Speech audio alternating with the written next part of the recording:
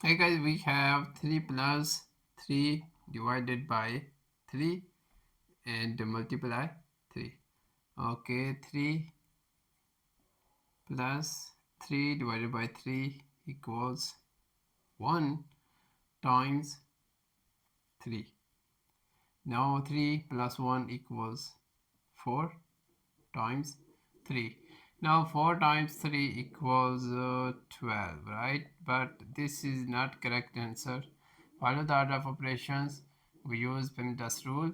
Parentheses first, exponents, then multiplication and division from left to right, then addition and subtraction from left to right. So solve again. Solve, right? 3 plus 3 divided by 3 equals 1 times 3.